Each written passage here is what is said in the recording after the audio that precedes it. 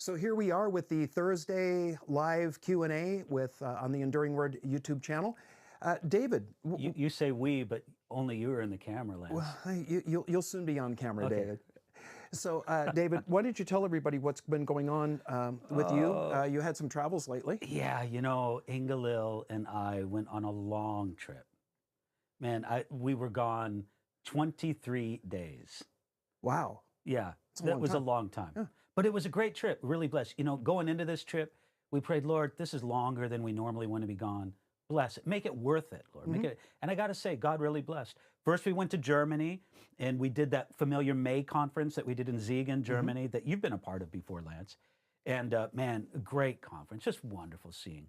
You know how many great connections God has given us with pastors and believers and wonderful people, wonderful servants of the Lord in Europe. And so we were able to connect with a lot of our German and European brothers and sisters there in the conference, the Mitarbeiter conference there in Siegen, Germany. Say that again. Mitarbeiter. Okay, good. Which is a great German word meaning with worker. Okay. That's what they call like a servant or a staff member or something like that. So this wasn't just a pastor's conference. This was workers but for as well. people serving the Lord. I mean, that was the focus. People in some kind of ministry or service. Didn't have to be pastors, but serving somehow. Then we went straight from Germany. Instead of coming home, we just kept on flying east and went to the Philippines for a conference. Okay. First time ever in kind of Asia proper for me. 𝐿 been to like Thailand and Nepal and Cambodia before, but this was my first time. And came there and was part of a pastor's conference, preached in a couple churches, Calvary Chapel 𝐷𝐚𝐬𝐻𝐿, Calvary Chapel Manila. Wonderful pastors. Go, what? Lance, you've met a lot of these guys that you've been there before, and they talk a lot about you there. And that was awesome to see. But the pastors' conference we were a part of was great. And then what's even more, 𝐿 brought a dental team. And they did dental clinics in 𝐷𝐚𝐬𝐻𝐿 and a one-day clinic in Manila. They saw more than 300 patients and did amazing work for them during that time. So it was really good. It was a great trip. But man, is it good to be home. It's good to be home for another 3 days until I leave again. And I hear that you're got what's happening tonight. I'm going to a Dodger game tonight. Yeah. Yeah. Lance and I both, we're big Dodger fans. Yeah, we love the Dodgers. We're watching games whenever we can. Yeah. Yeah. But we're not like bandwagon fans. We've been fans good years and bad years. Right. That's right. Yeah, even when they have not played so well. That's right. Yeah. Happy that it's good years down there. Are you ready for our questions? Let's do it. Let's get to it. Well, we got our lead question, right? We have a lead question for today. This is from Debbie. And Debbie wants to know where, Hi, Debbie. where will the Bema seat, Bema judgment of Christ take place? Okay, well, I want to point out, Debbie's asking where will it take place? Yep. I'm going to get to that. But first, I just want to talk about this idea of the judgment seat of Christ and the Bema seat of Christ. Now, I want to begin with something that isn't the Bema seat of Christ.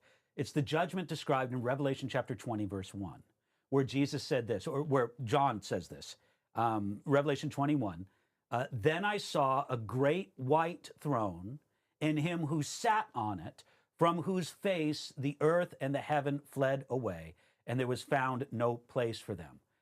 And so John sees this great white throne of judgment, and it's from there that Jesus Christ is judging humanity. Now, many people, Lance, perhaps even most Bible scholars, believe that Christians, that those who are accounted as righteous in Jesus Christ, which, by the way, would go back to faithful Abraham and beyond, all those who have been counted righteous in Jesus Christ, whose faith was accounted to them as righteousness, they won't even appear before that great white throne.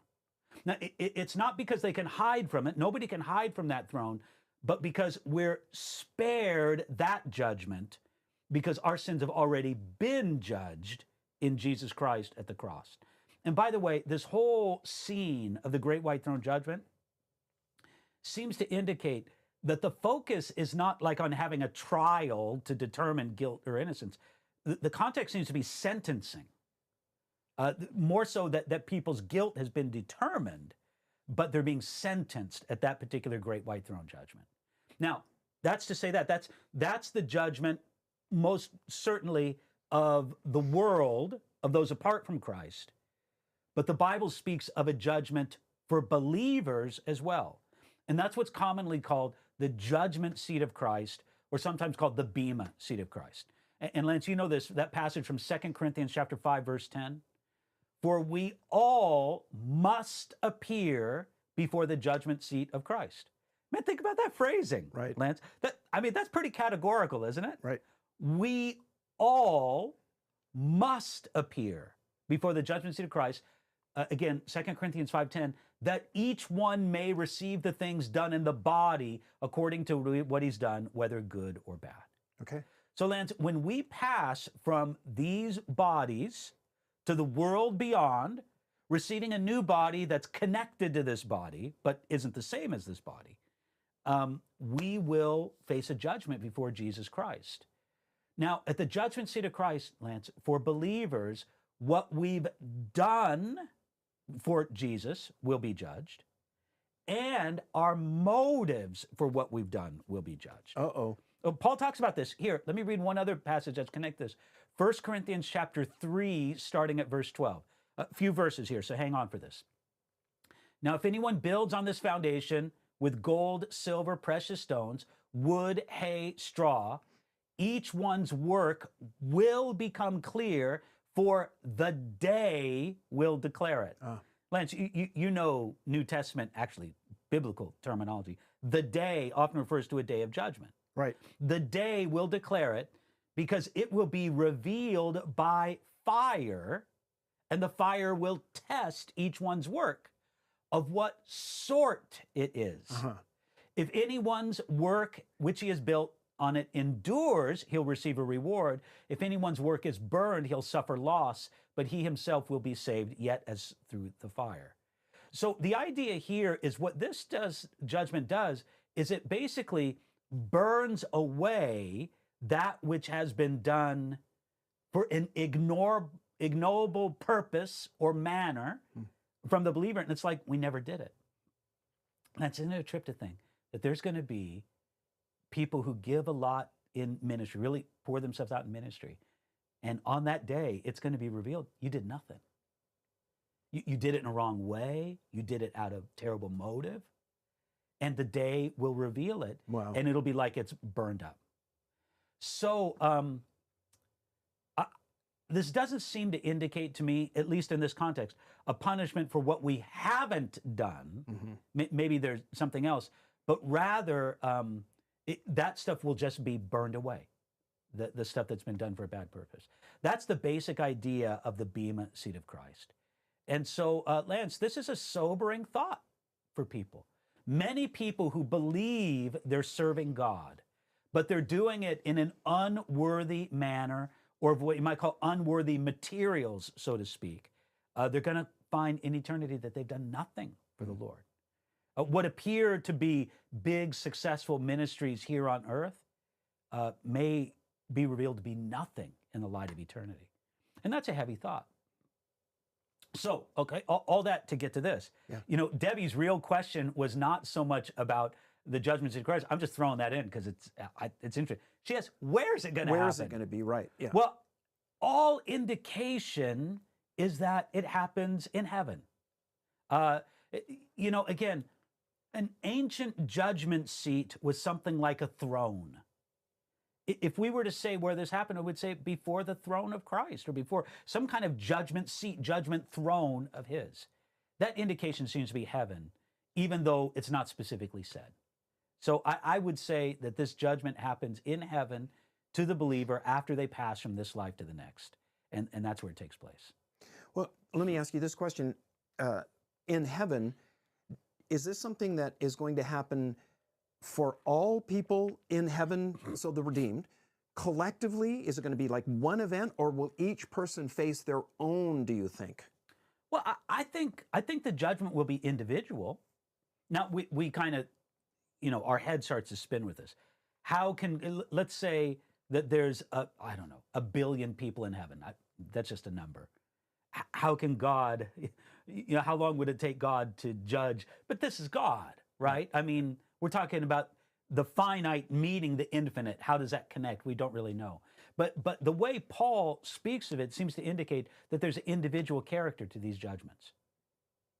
Well, I think what I'm I'm sorry, what didn't phrase it very well.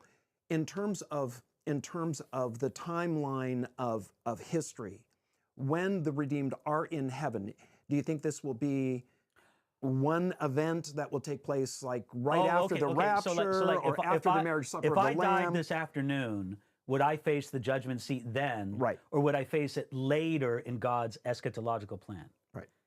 I think the answer to that question is yes.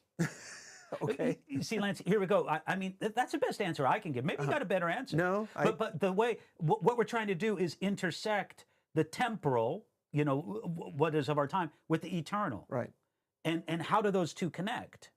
I don't know. It might be that when I graduate from this life to the next, when I die and go to heaven, it might be that is the day of resurrection. Okay. That is the day of the who knows? I mean, we're just trying to apply things that you could say are from a different dimension to our dimension, and we don't always see how it fits. From my understanding of the word Bema, wasn't that the stand that a competitor after their competition would go to face the judge that would sit upon that seat? And then the judge would say, yes, you competed by the rules, so now you can go to get your Reward. Reward. And if no, you stepped out of bounds, or you did this wrestling hold that was illegal, or whatever. So no, you lose your reward. So this will be at maybe as kind of as we go into heaven, before the rewards are passed out, it's this judgment that will be this by this criteria. Did you do this for the Lord, or did you do this for some less noble reason? Absolutely. And I do think this is pre-reward, because it's kind of determining what kind of reward a person will receive. Whether or not it's connected with that idea of the world of athletics, that was certainly one way that the Bema seat was used, and it could be it, but that's just not the only way that the Bema seat was used. It was a seat of judgment, but it certainly did have application to that. And we know how the Corinthians were tripped out by the, what do they call them? The 𝐓𝐡𝐮𝐬𝐿 games? I don't know. No, 𝐓𝐻. That's that word. I can't say that word. Anyway, it was like a lot of the Greek words Junior like that. Olympics, Yes. or like, just under the Olympic Games and That's status. right. Yeah, whatever that word is. Okay, this question is from Charles. Where does the human spirit go to wait for judgment? We know that to be absent from the body is to be present with the Lord. Amen. I believe the soul goes back to God and the body back to the earth, and the human spirit waits for judgment, but where? Well, he's saying that the soul goes one place, the spirit goes another place, and the body stays a third place? That's what he's positing. Okay, I would, in that context, I would not make a distinction between soul and spirit as far as location. This distinction between soul and spirit, I think, is a little bit tricky in the scriptures, Lance, because I think some passages make a distinction between the soul and spirit, and other passages don't. Other passages use those terms kind of synonymously, just to refer to the immaterial part of a person's being. And that's kind of the way that I take this. Now, whether or not, certainly you could say that in a material sense, a person's body remains in the ground or wherever it is. That's certainly true. However, when do they receive the resurrection bodies? Well, on the one hand, you'd say at the end of the age, but maybe when you go to heaven, it already is the end of the age. That's sort of the thing that we have. But it's either one of the two. But to answer this, I would say no. The spirit, the soul, it's in heaven. There's not three different locations for a person's being. There is that debate that goes on in theology among good people, even conservative theologians, dichotomist versus trichotomist. Dichotomist is there's the material and immaterial. Yeah. So soul and spirit are basically synonymous with them. And then the trichotomist view, which is expressed here, I think, by Charles, that man is, yes, there is the material and immaterial, but the immaterial is split between the soul and the spirit. Yeah. You want to elaborate on that? What's your position on that? Well, I would say I'm a trichotomist. I do believe that there are places that distinguish between the soul and the spirit. And I would just define it like this, is that the soul is the immaterial part of a person. So non-physical, but that immaterial part of the person that's universal to all humanity. And the Spirit is something that's granted to a person, at least granted, is made alive for a person when they are born again. And so I do make a distinction between soul and spirit in that regard, although I'm certainly willing to concede that there are passages where they are used synonymously. So you just have to take it by context there. So I really like the way that I hadn't heard anybody phrase it that way before, that yes, there are passages that seem to conflate the soul and the spirit. Yeah. But what they're doing is they're talking about that immaterial part of man versus the material. I had never heard anybody actually phrase it that way before. I've always been a trichotomist because there are passages that definitely separate soul and spirit. And think about creation. That becomes the template for us to understand humans. God creates the body, right? He breathes into it. Again, that word breath, ruach, in Hebrew, also spirit. Wind, and spirit, then it says, breath. And man became a living nephesh, soul. So the soul seems to be the result of the infusion of a spirit into the body. So it's really difficult, though, moving beyond that to really describe, well, what is the soul and what is the spirit? Like, explain those. And that's where it really becomes difficult to identify characteristics for each of them. Yeah, and especially doing that with any kind of precision. Right. We can give sort of vague ideas, but to be really precise is difficult. Yeah. And I think may just go beyond what we're capable of with that. Lance, before we go any further, you know, we should let everybody know, we're live here. We are. I mean, the last time any of our viewing audience saw us in this thing, it was on a tape. It was done pre-recorded. We had done a live recording. We are not this is live. This is live. If I had a newspaper, if anybody had a newspaper. That's right. Nobody has newspapers anymore. I'd hold it up and show that this is, what is the date? 19th. Oh, that's right. It's June 19th. I should know. Yeah. If someone texted us right now, we could show their text on the phone. Yeah, that's right. That's right. Yes. Yeah. So that's what I'm doing here. I have a little iPad and I'm doing the cameras. And our faithful producer, who wants to remain unnamed, and we respect that. Yeah. Our faithful producer is sending us the questions just like he always does. Yes, that's right. Yeah. All right. Okay, so here is the next question from Tammy. Tammy asked this, and she quotes from Hebrews 9 first. As it is appointed for men to die once, but after this the judgment, so Christ was also offered once to bear the sins of many. She says, what is your stance on the word many? Did Jesus die only for the elect, or did he die for everyone's sins in which forgiveness is available to them when they repent and trust in him as the only one who can take away their sins?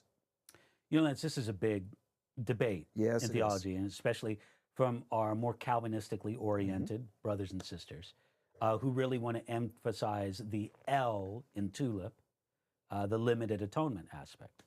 And Lance, I just got to say, I scratch my head at what a silly argument this is. And let me say, sometimes on both sides, on the Calvinist side and on the non-Calvinist side, I think sometimes it's a silly argument. And I'll explain to you why, is because to me, I don't know, Lance, you're my friend. We've been friends for more than 40 years. Am I dumb for just thinking that it's pretty clear that there is a sense in which Jesus died for the whole world, and there is a sense in which he died just for the elect, just for those who will believe? Both are true. Correct. So Jesus died clearly, and I would say this at minimum. I'm not saying this encompasses it all, but clearly for the whole world, Jesus died as a demonstration of the love of God. That's a demonstration of the love of God for the whole world. Look at here, the Son of God laying down his life to save humanity. Come, trust, and believe in him.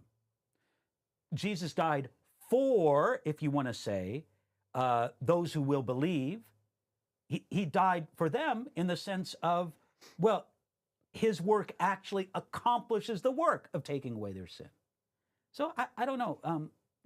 The question I would ask is, yes, there's a very real, tangible sense in which Jesus died for the whole world, and there's also a more specific sense in which he died just for those who would put their trust in him. Am I kind of just dense or thick for thinking it's that simple? No. Why do people argue about this so much? He died for the sins of the world, not just the elect, but it's only those who come to faith in him. It's not narrow is the way that leads to eternal, wide is the way that leads to destruction. So there's really not any kind of a conflict there in the idea that Jesus died provisionally for everyone, but specifically only for those that put their faith in him. Yeah, or you could say, tell me if this is right, he died effectively in order to make effect for just those who would believe. Right. Yeah. Now, our more Calvinistically oriented brothers or sisters, they would substitute elect for those who would believe. And I mean, like, we're not against that. But if you think that the elect and those who believe are the same group, then we'll say those who believe. If you want to say elect, go ahead. Right. But, you know, we kind of prefer to define it more as those who believe and those who will believe.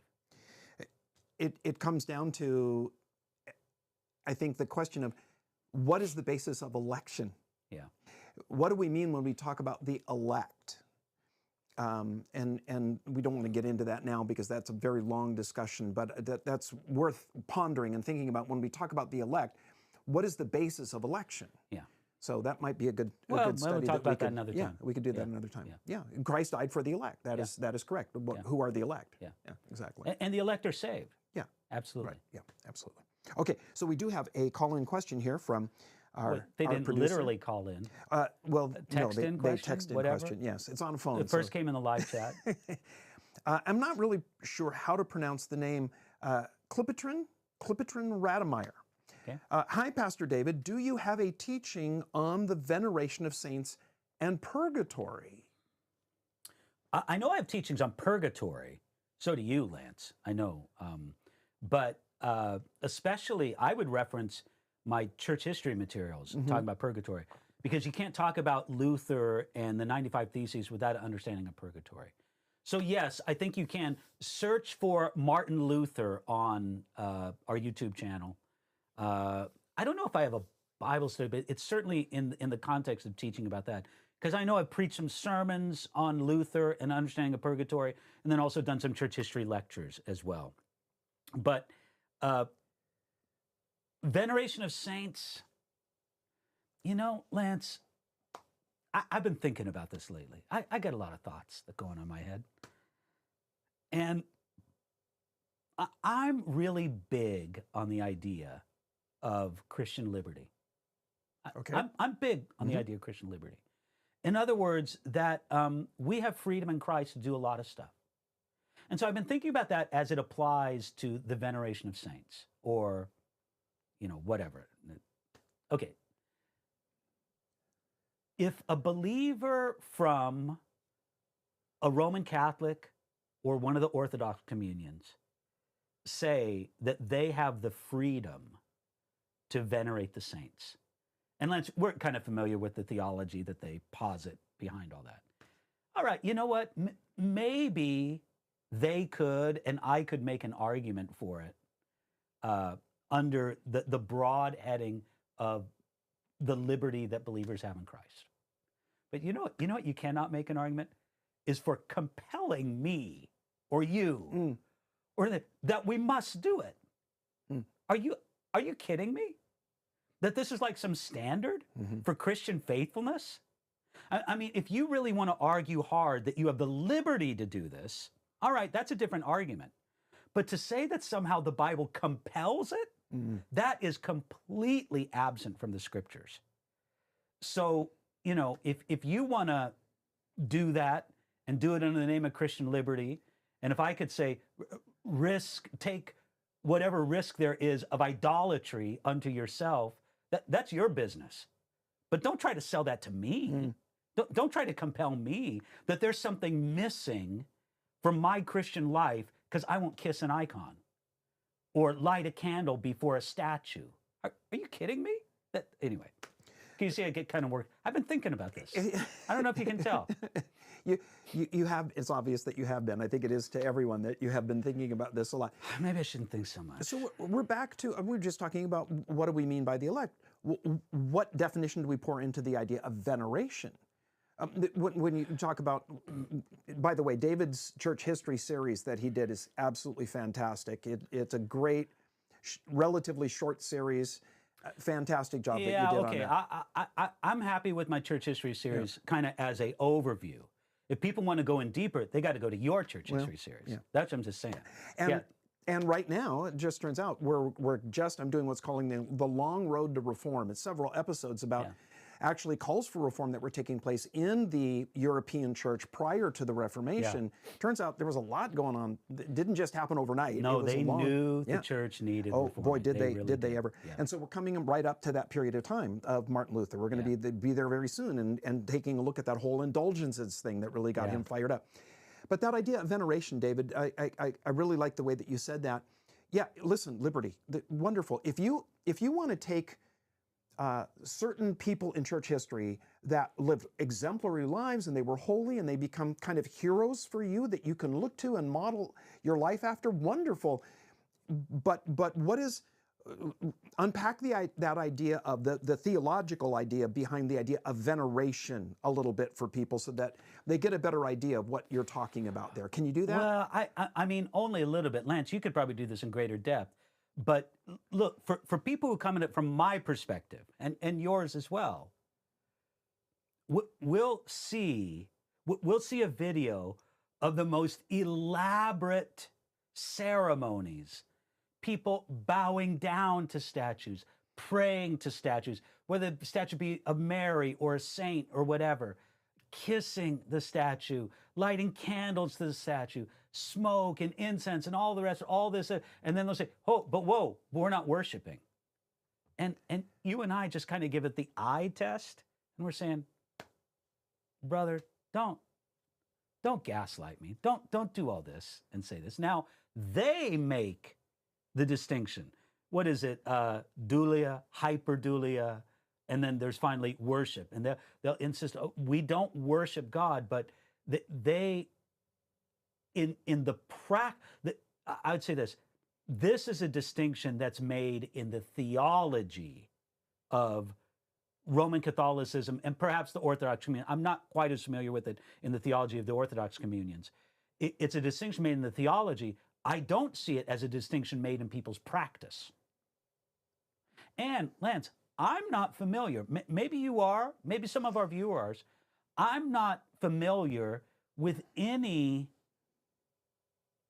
Roman Catholic leader of any kind of, status saying in a public, clear way, whoa, people, ratchet it back to his own people. Right. They never seem to put on the brakes. They seem to almost promote and encourage these. There's only an acceleration pedal for them, never a brake. Yeah. And that kind of makes me think, in your theology, you make this distinction. Okay, we're only going to venerate the saints. We're not going to worship them. We're only going to venerate Mary. We're not going to worship her. Or if we do, we're going to give her a lesser worship. On and on. That's a distinction that seems to be made in theology, but not in practice. Right. In doing some research on what's called the iconoclast controversy that took place in the Eastern Orthodox Church, where icons were being used and promoted, and then there was this group of people within the context of the Eastern Orthodox Church that said no, because that's our images, you're not supposed to do that. And then that's when theology comes in kind of on the backside and go, oh, but we're not worshiping. So, and then this fine-toothed distinction between veneration and what worship is, all of that's an abstraction because of this reason. They regard these images, icons, as windows of grace, as means of grace.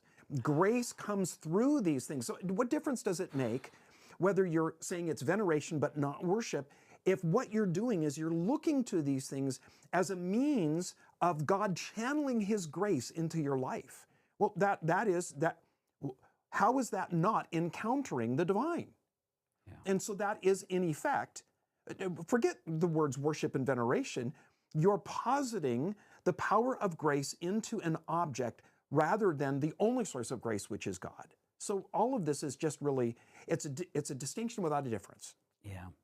Lance, as I read the New Testament, and again, hey, I understand that our Roman Catholic and our Orthodox brethren, that they would say, well, we regard with authority a church tradition and teaching in a way that I wouldn't recognize with authority. Okay, great, you do that. But I'm just saying from a New Testament context, I simply don't see in the New Testament where anything is a means of grace other than faith. Right. I don't see it. And this is a whole nother subject. Man, I don't know. I don't know if this is going to work, you and I doing this together. I think this is great. But we get off on so many things. But let me just say, Lance, these aren't rabbit trails. These are but let me theological just throw trails this that out are there, people because love. I'm gonna pull the pin on a hand grenade and just kind of roll it out Do there, it. Toss and then it. we'll ignore it. Lance, I am uncomfortable with speaking about even baptism and the Lord's Supper as a means of grace. Mm-hmm. Now, I understand why even Protestant theologians and even Baptists will talk about that. I mean, I get that, and I get what they mean, but we need to stay away from a ceremonialism that would regard those things as a means of grace detached from faith. Now, again, the theologies of different groups, Presbyterian, Baptist, whatever, I mean, the theologies, they would have it correct. The theology says, no, the Lord's Supper is a means of grace if received with faith. Okay, great. But they don't always talk about it that way. Right. They'll talk about it sometimes as being a more mechanical thing like that. And to me, the key means of grace is faith.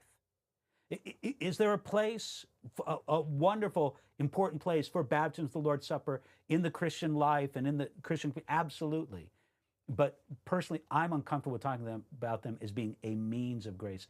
Faith is the way that grace is appropriated by the believer. That's key. Yeah. That's the key right there.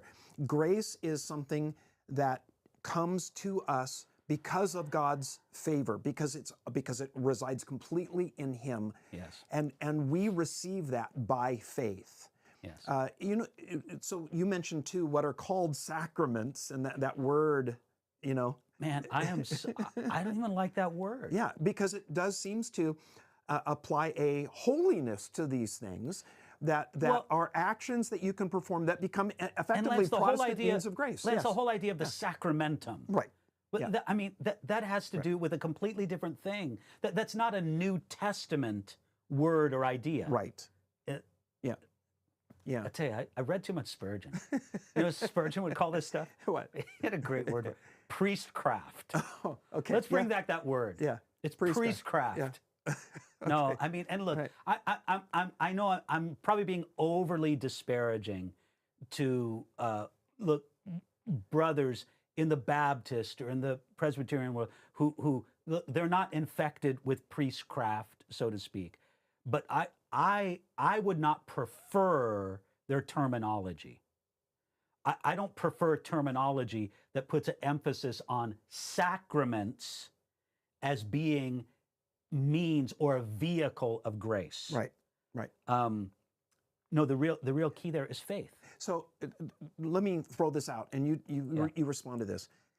We are instructed in the New Testament the two rites that are commensurate with the Christian faith are baptism and the Lord's Supper. the Lord's communion. Supper. Okay, so we are to do those. Yes. Okay, and when we do those, they're acts of obedience, correct? Yes. I mean, that doesn't fully define them, but that is one aspect of what they are. We are Absolutely. being obedient to the New Absolutely. Testament pattern Yes. for Yes. the faith. Baptism, initially, the Lord's table, ongoing. Yes. Okay, faith needs to be coupled to obedience. Right. Faith without works It's dead. ineffectual. Yeah. It's not real faith. Yeah. It's not biblical faith. Yeah. Real faith is going to issue into obedience. Right. Correct? So how is grace appropriated? By faith. Yes. So all all baptism and the Lord's table are evidences of faith. If conducted properly. If conducted properly, correct. Absolutely they are. You can't have faith, New Testament faith, without a willingness for baptism and the Lord's table. Yes. Okay. In baptism, the believer can say, Lord, I believe you. I believe your word. I believe what your promises. I believe I should do what you tell me to do. Right. So I'm going to receive this rite, this ordinance of baptism. And the same idea with the Lord's table. Right. Right. So when we are obedient, because it's an expression of faith, what we're doing is what? Opening ourselves to the objective offering of God's grace. Yes. God's grace is there. We appropriate it by faith. And so that when we do these things, what we're doing is giving expression to our faith. And that then, so it's not a means of grace apart from faith, as you say. It is simply a way for us to open to the objective offering of God's grace. Yes. Okay? Yeah. Good way to look at it. I like it. Yeah. All right then. Here's our next question. This is from David. Does Satan really believe that he can defeat our sovereign God and change his plan? That's a great question. All right.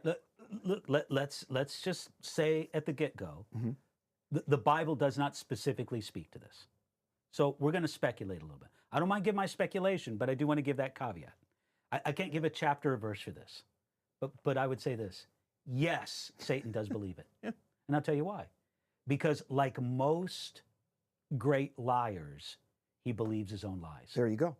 I think that Satan, we know the Bible does tell us that he's a liar, and that's in his very nature to be a liar. And most great liars believe their own lies, or at least some of them. And I think Satan actually is insane enough to think that he has a chance. Yeah. That he can do this. Yeah.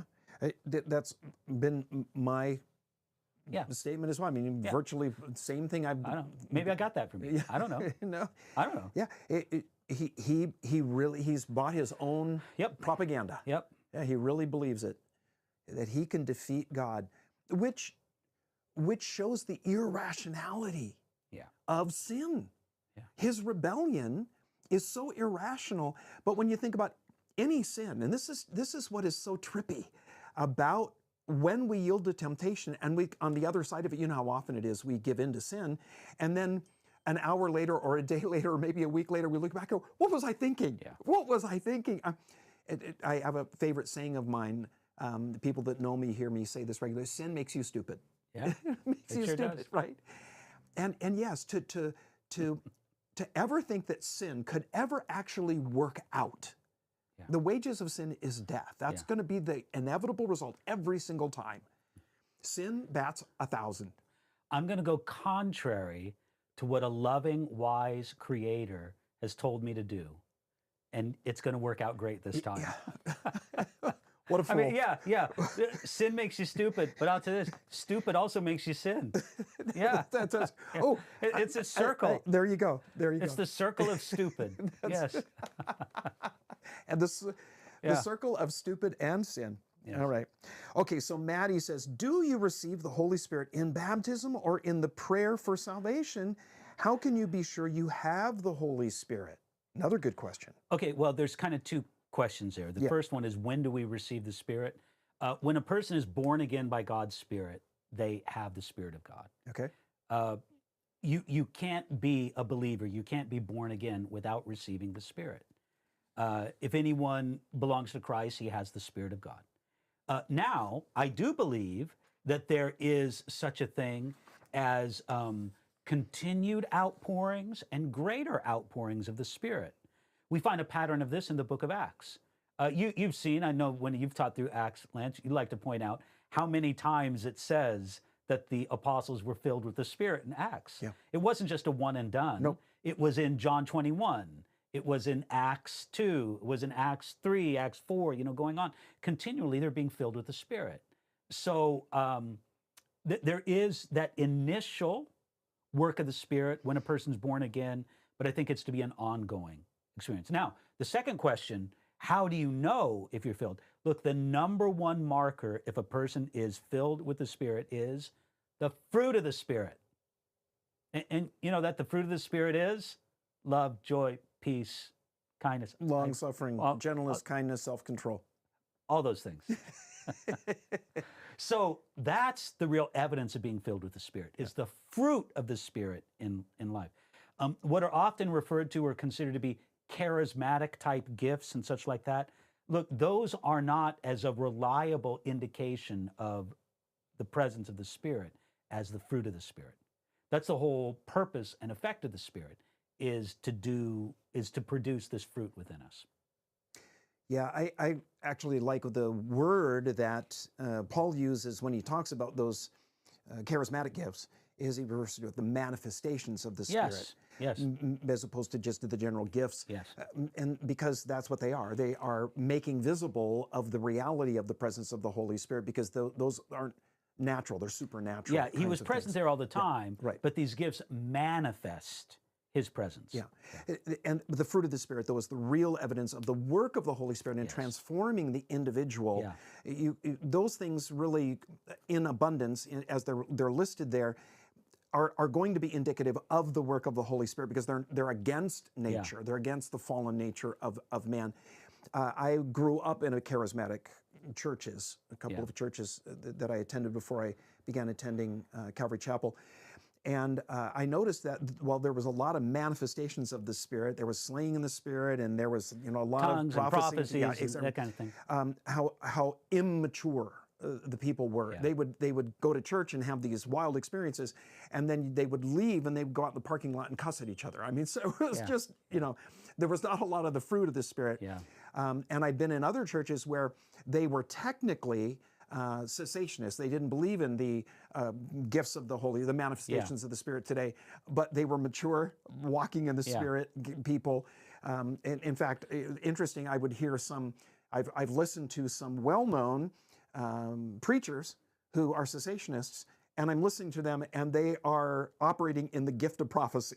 So you would say that in those instances that you're talking about, that so-called cessationist church was actually more filled with the Spirit than the so-called charismatic or Pentecostal church. Right. Yeah, exactly. All right, so we have another question that was brought to us from our producer, Sarah Christopher. Hello, Pastor David and Pastor Lance. My question is, does the parable of the talents have anything to do with the judgment of believers by God? Well, yes, because at the, kind of the whole focus of the parable of the talents is that God held believers, or God held the people in the parable, or the master, represented by God. The master held the servants to account for what they do. And we will be held to account for what God has given us and how we've used it. That's part of that Bema seat judgment, which, by the way, reminds us that we'll have different levels of accountability based on what resources God has made available to us. Some people have more things made available to them, some less. And so maybe those of us who have made greater use of lesser gifts may have a greater reward than others of us who have made a lesser use of greater gifts and talents. I'm thinking about one of the parables that Jesus told where the master gives his goods to his servants, 3 of them. 2 of them invest them, remember, and they receive a reward. But then the 3rd one, remember, he didn't do anything with it. And do you remember what his fate was? He was cast into outer darkness, where there was weeping and gnashing of teeth. So unpack that one, because that's a different kind of judgment. Well, yeah, that one is, that's a serious, it doesn't get much more serious than that. I wouldn't build a big theological point on it, because we want to avoid doing that through the parables. Right. But obviously, Jesus is expressing God's displeasure with that in the highest, most intense phrasing possible with that. Yeah, I think what we might be seeing there as well is something that Jesus says at the end of the Sermon on the Mount. There will be those that say, Lord, Lord, didn't we do all this stuff in your name? And what's he say to them? Yeah. Depart from me, I never knew you. Yeah, okay, but worse Yeah, yet, yeah. the guy in that parable, he didn't do anything. He didn't do anything. Yeah. But he was a servant in name. Right. He was a in servant. name, absolutely. But he didn't prove himself to actually be a servant because he didn't do Yeah, anything with what he had. So okay, it's already quarter till, but I don't care. Look, Lance, do you remember in that parable? Do you remember his excuse? His excuse. Oh, yeah. His excuse was like this. He goes, Master, I know that you reap where you have not sown. Yeah. Now, two things. If you reap where you've never sown, you're omnipotent. It's like he made an excuse out of the sovereignty of God. Oh. Lord, you're so sovereign, you're so mighty, you're so omnipotent, you don't need me. And God said, I don't want to hear that talk. I don't want to hear that talk. Don't ever use my sovereignty as an excuse for inaction. Wow. So here is, Jesus says, depart from me, I never knew you. And here's a guy who says, he professes to know, but in fact doesn't know. Well, he knows that God or the master is sovereign. Right. But he makes an entirely wrong application of that truth. Right. Yeah. Oh boy. Yeah, that's scary. Wow. Okay. All right. This is from Charles 23. I don't know if this is going to work out, us doing this together. Why? We like to talk about so many side things. Well, that's kind of the point. Listen, if you're enjoying this, if this is what you're enjoying, would you please make a comment that you are, or if you're not, and don't comment. If you just want to see me back in my studio, okay, because I enjoy this better. Yeah, I do. I mean, yeah. But if you'd rather just see me in my studio, my tiny, dark, hot studio, where the feed isn't all that great. No, it's not. Yeah. But anyway. Anyway, all right, Charles 23, 2 Corinthians 5, verses 20 and 21. We'll read that first and then his question. Now then, we are ambassadors for Christ, as though God were pleading through us. We implore you on Christ's behalf, be reconciled to God, for he made him who knew no sin to be sin for us, that we might become the righteousness of God in him. Why is Paul begging the believers in Corinth to be reconciled to God if he already called them brethren? Did he not think they were saved? Well, I would answer that in two ways.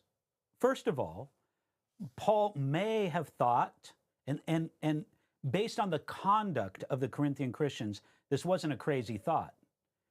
Paul may have thought that there were unbelievers among the believers in the Corinthian congregation. And again, based on some of their conduct, that's not a crazy idea. But he may also be appealing to them for reconciliation, Lance, not on a level of salvation or damnation, but on the basis of fellowship or not fellowship with God.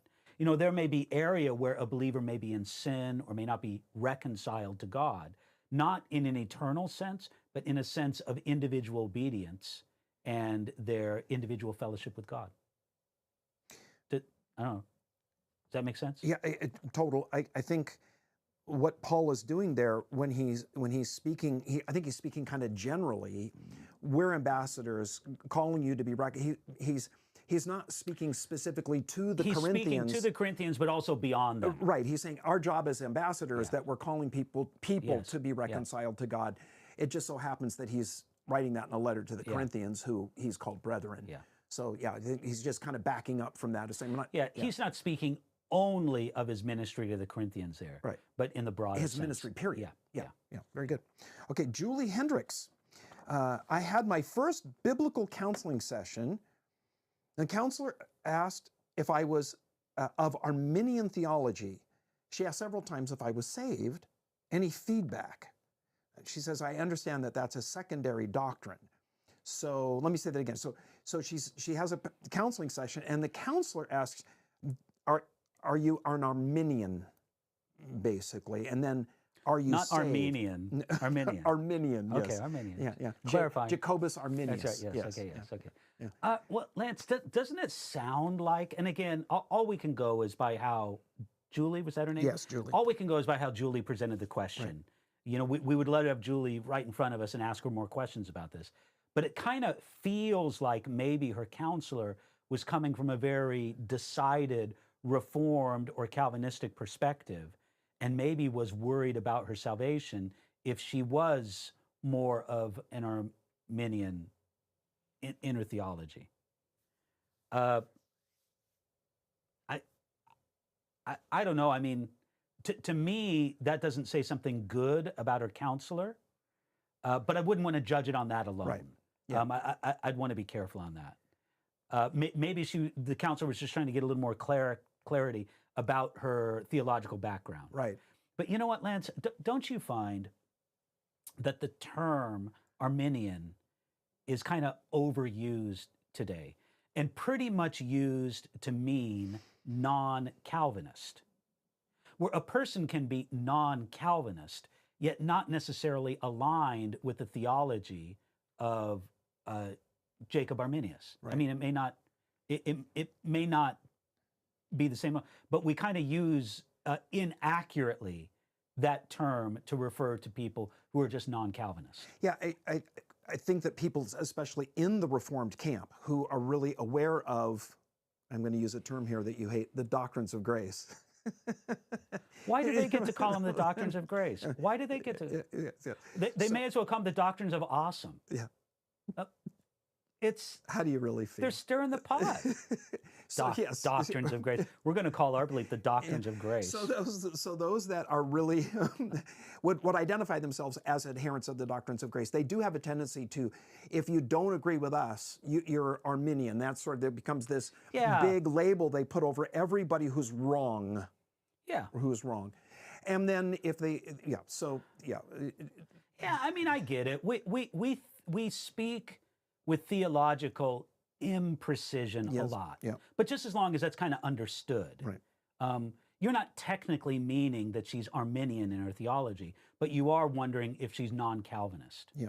And I would just say, if this biblical counselor kind of believed that she couldn't help you unless you were Calvinistic or Reformed in your theology, that would be a red flag. But I wouldn't want to assume that that's what the counselor meant. Right. David, so the question here that Julie posits, very personal to her, and hopefully we've been able to provide some assistance for Julie. I want to talk a little bit, just real briefly, I know we're moving towards the end of the episode today. A lot of times the questions that we get, especially in the comments that are done right here, are people type them out really quick because they want to get them in, and it's short. And a lot of times the question will be asked in a way, we're answering what we understand that question to be. A person can hear that and go, that's not what I meant. Yeah. And I hear this all the time. When I would listen to the Bible Answer Man, people would send in a question, or they would call in and they would explain something, and that the host would then begin to answer, and the person would then say inevitably, well, that's not what I meant. And then they would give more information. So we apologize if the answers that we give here aren't really what you were asking. If you could, especially if you're emailing your questions in, add a bit more detail so that we have a better idea maybe of what it is that you're looking for. But again, the questions that we get on the comment section live, when those get transferred to us, sometimes it's, a dozen words, and what you would have preferred to do is 150 words. Yeah, and we can only answer the question that we receive. Exactly. And we'll do our best to do that, but there can be a lot. Lance, I'll often say, well, as you ask this question, this is the response I give. And I'll be aware, there may be a lot of background to this that they aren't saying. And that's okay. I'm happy to answer what I can. But there may be a lot more to it. Right. That might change my answer. Correct. Yeah. All right. So here's, I think this will probably be our last question for today. And this is from someone that says, let's talk about Jesus, in quotes. And they ask this: do former Jehovah's Witnesses have a responsibility to expose false teaching, or leave it to God?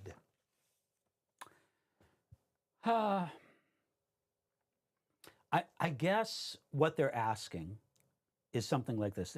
Tell me if you think I'm kind of summarizing. Is if you come out of the Watchtower Bible and Tract Society, which is sort of the official name for the Jehovah's Witnesses, if you come out of the Watchtower Bible and Tract Society, do you have particular responsibility to sort of evangelize and try to rescue other people who are still in the Watchtower Bible and Tract Society? I think that's what they're asking. Now. You know, I don't know if somebody has, not everybody may have that calling, Lance.